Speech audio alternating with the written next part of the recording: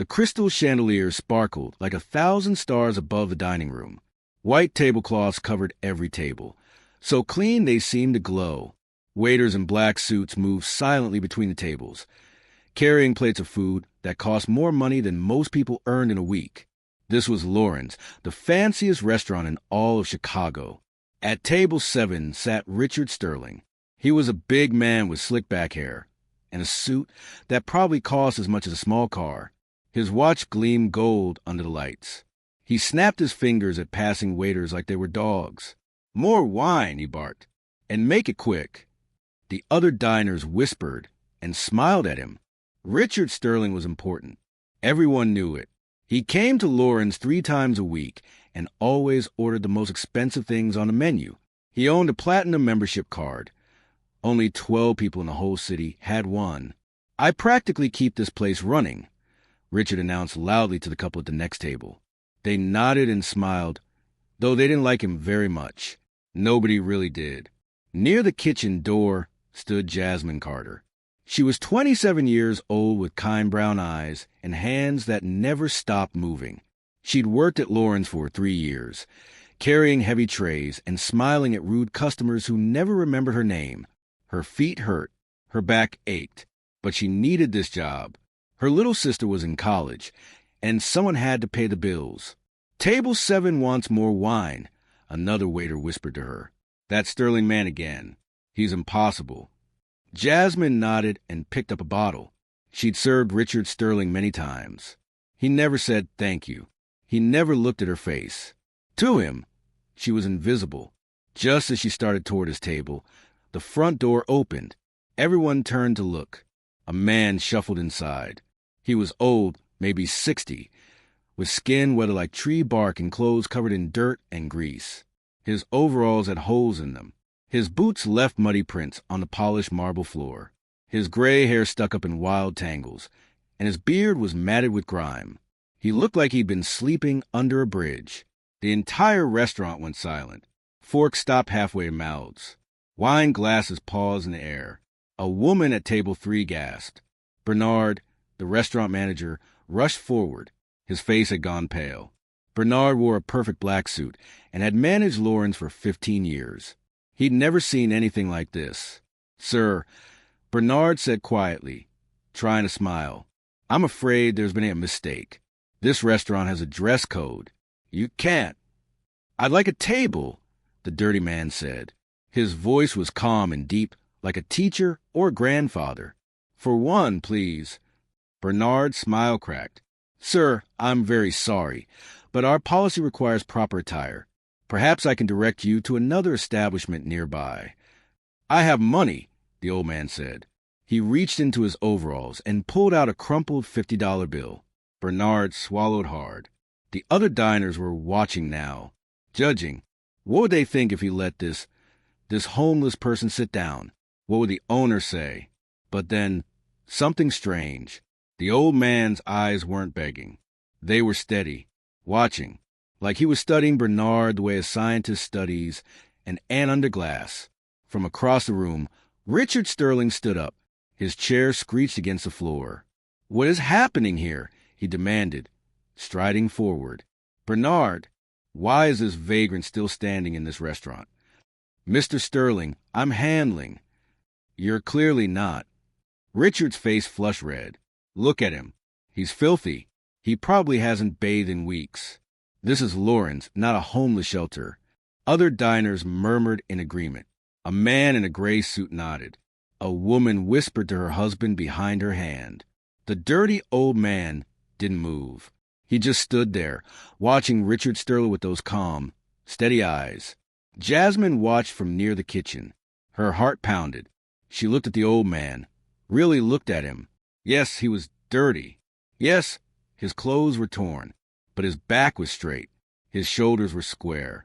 He held himself like someone who'd never begged for anything in his life. And his eyes, they weren't afraid. "I'll call security," Bernard said weakly. "No," Jasmine heard herself say. Everyone turned to stare at her. "I'll serve him," Jasmine said, stepping forward. Her voice shook, but she kept walking. "He has money." He's being polite. We have empty tables. Bernard's eyes went wide. Jasmine, don't. It's fine, she said softly. I'll take care of it. Richard Sterling laughed. A mean, sharp sound like breaking glass. Oh, this is perfect. The help thinks she can make decisions now. Bernard, fire this girl. But Jasmine was already walking toward the old man. Her heart hammered so loud she could barely hear anything else. She could lose her job. She could lose everything. But something deep inside her, something her grandmother had taught her long ago, said this was right. Sir, Jasmine said gently to the dirty stranger, would you like to sit by the window? The old man looked at her, really looked, and for just a second, something flickered in his eyes. Surprise? Gratitude? Recognition? Yes, he said quietly. Thank you, miss. The restaurant exploded in whispers. Jasmine led the old man to table 12 by the big window. Her hands trembled as she pulled out the chair for him. She could feel every eye in the restaurant burning into her back. She could hear the whispers spreading like fire. Did you see that? She's actually serving him. Disgusting. Richard Sterling's voice cut through the noise like a knife. This is unacceptable. Bernard, I'm calling the owner right now. Bernard rushed over to Jasmine. His face was sweaty. Jasmine, please, he whispered desperately. You don't understand. Mr. Sterling is our most important customer. If he complains to the owner, we could all lose our jobs. He asked for a table, Jasmine whispered back. He has money. He's not hurting anyone. Look at him. Bernard hissed. Jasmine did look. The old man sat quietly, his dirt-stained hands folded on the white tablecloth. The contrast was startling, grimy fingers on pristine fabric. But he wasn't touching anything else. He sat perfectly still, like he belonged there. I'll take responsibility. Jasmine said, if there's trouble, blame me. Bernard opened his mouth to argue, but Richard Sterling was storming toward them now, his face purple with rage. I want this man removed immediately. Richard shouted. He pointed at the old stranger like he was pointing at garbage. I spend thousands of dollars here every month. I have a platinum membership, and you're going to let this filthy bum sit 10 feet away from me? The old man looked up at Richard, still calm, still watching. Sir, please lower your voice, Bernard begged.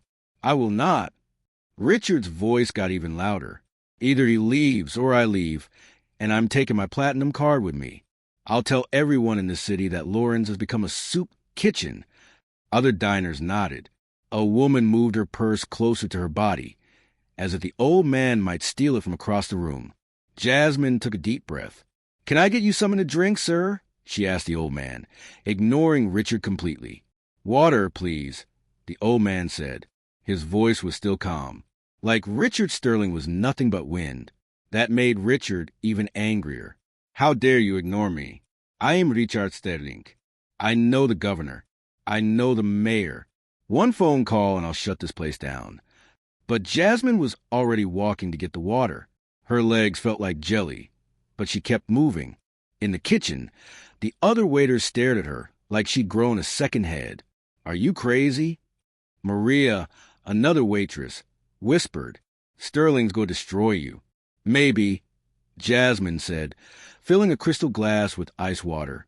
But I'm not throwing out someone who just wants to eat. When she returned, Richard was still shouting. Bernard was practically begging him to calm down. But the old man just sat there, waiting patiently. Jasmine set down the water.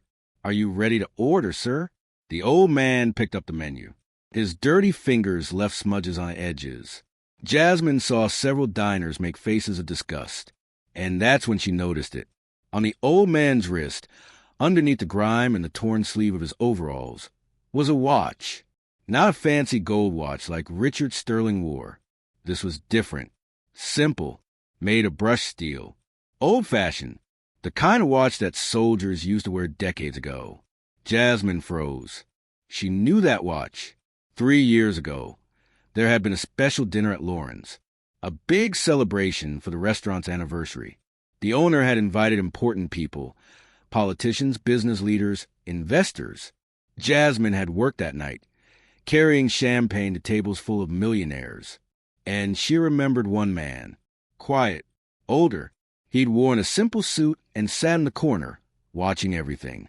People had whispered that he was Marcus Webb, one of the richest men in America, a billionaire who owned hotels and restaurants all across the country, including Lauren's.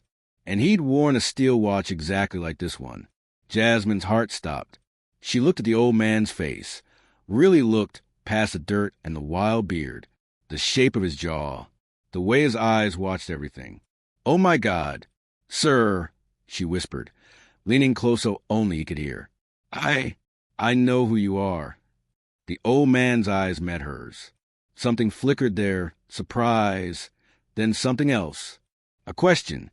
Would she tell everyone? Would she shout his name and embarrass him? Would she treat him differently now? Jasmine straightened up. She kept her voice quiet. Professional. "Would you like to hear our specials tonight?" The old man, Marcus Webb, the billionaire owner of this entire restaurant, studied her face for a long moment. Then the corner of his mouth lifted. Just barely. Almost a smile. "What do you recommend?" he asked.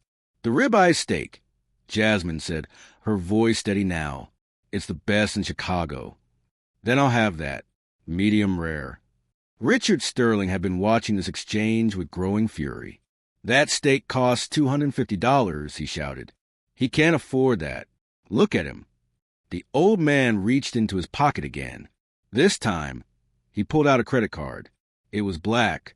Jasmine had only seen a card like that once or twice before, the kind that had no spending limit, the kind only extremely wealthy people carried. He held it up so everyone could see. The restaurant went silent. Richard Sterling's mouth hung open. Bernard's face went from red to white. "I'll have the steak," Marcus Webb said again, his voice quiet but firm.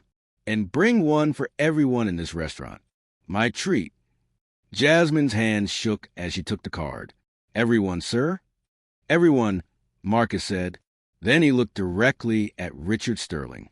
"Except that man. He can pay for his own meal." The silence in the restaurant was so thick you could have cut it with a knife. Richard Sterling stood frozen, his face twisted in confusion and rage.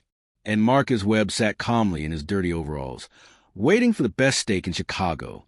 The test had begun. Jasmine walked to the kitchen on shaking legs. The other waiters crowded around her. "What just happened?" Maria whispered. "He's buying steaks for everyone?" another waiter asked. Jasmine looked at the black credit card in her hand. Just start cooking," she said. "Trust me." 20 minutes later, the kitchen was chaos. Chefs rushed to prepare 30 ribeye steaks at once. The smell of sizzling meat filled the air. Waiters carried plates to every table in the restaurant, every table except Richard Sterling's. People ate in confused silence. Free $250 steaks. From a dirty homeless man. Richard Sterling sat alone at table 7, his face getting redder by the minute. "This is ridiculous," he shouted. "Bernard, do something." But Bernard just stood near the wall, watching the old man eat his steak with perfect manners, cutting small pieces and chewing slowly, like he'd been to 1,000 fancy dinners before. Because he had. Finally, Marcus Webb set down his fork. He wiped his mouth with the cloth napkin. Then he stood up. The entire restaurant held its breath. "My name," Marcus said in his calm, deep voice that carried to every corner of the room, "is Marcus Webb. I own Lauren's. I also own 17 other restaurants in this city, 43 hotels across America, and various other businesses you probably heard of." A woman dropped her fork. It clattered against her plate. Richard Sterling's face went from red to white to gray. "I come to my restaurant sometimes," Marcus continued, "dressed like this, in old clothes, dirty, looking like I don't belong. Do you know why?" Nobody answered. Nobody breathed. "Because I want to see who you really are," Marcus said. "When someone walks through that door, you make a choice. Do you see a human being? Or do you see their clothes, their money, their skin color?" He turned to look directly at Richard Sterling. "You, sir, failed that test tonight. Badly." Richard stood up, his chair scraping backward. "Now wait just a minute. I'm a platinum member. I spend thousands here. You can't. I can, Marcus said quietly. And I am. Your platinum membership is canceled, effective immediately. You're banned from this restaurant and every property I own. You can't do this. Richard's voice cracked. I'll sue. I'll... You'll leave, Marcus said. His voice wasn't loud, but it was steel. Security will escort you out if necessary. Two large men in suits appeared from the back. Richard looked at them, then at Marcus, then at all the diners watching him. His face crumpled. Without another word, he grabbed his coat and rushed toward the door. The door slammed behind him. The restaurant was silent. Then Marcus turned to Jasmine. She stood near the kitchen, tears running down her cheeks. You, Marcus said, walking toward her. What's your name? Jasmine Carter, sir, she whispered. Jasmine treated me like a person tonight. Marcus announced to the entire restaurant. Not like a problem. Not like trash. Like a human being who wanted dinner. She risked her job to do what was right. He stopped in front of her, up close, even covered in dirt. His eyes were kind. How long have you worked here, Jasmine? 3 years, sir. And do you like it? Jasmine hesitated. She thought about her aching feet, the rude customers, men like Richard Sterling who snapped their fingers at her. I like helping people, she said honestly. I like making them feel welcome. Marcus nodded slowly. How would you like to manage this restaurant? The room gasped. Jasmine's mouth fell open. Sir, Bernard is retiring, Marcus said, glancing at the manager. Bernard nodded quickly. Whether he'd known this before tonight or not, he clearly knew it now. I need someone who understands what hospitality really means. Someone who sees people, not just paychecks. I don't have experience managing. You have something better, Marcus interrupted. You have character. You have courage. I can teach you the rest. Jasmine couldn't speak, couldn't breathe.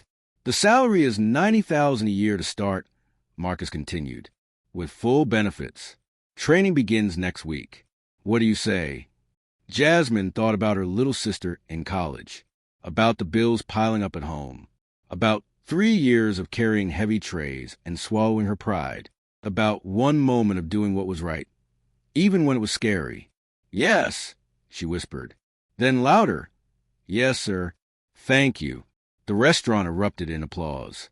Marcus Webb smiled. A real smile this time, bright and warm beneath the dirt on his face. Good. Now, if you'll excuse me, I need a shower. Everyone laughed. As Marcus walked toward the door, he stopped and turned back one more time. Remember this night, he said to all the diners watching. You never know who's watching you. You never know whose life you might change, or who might change yours. Treat everyone with respect. Everyone, because we're all just people trying to make it through the day. He pushed open the door and disappeared into the Chicago night.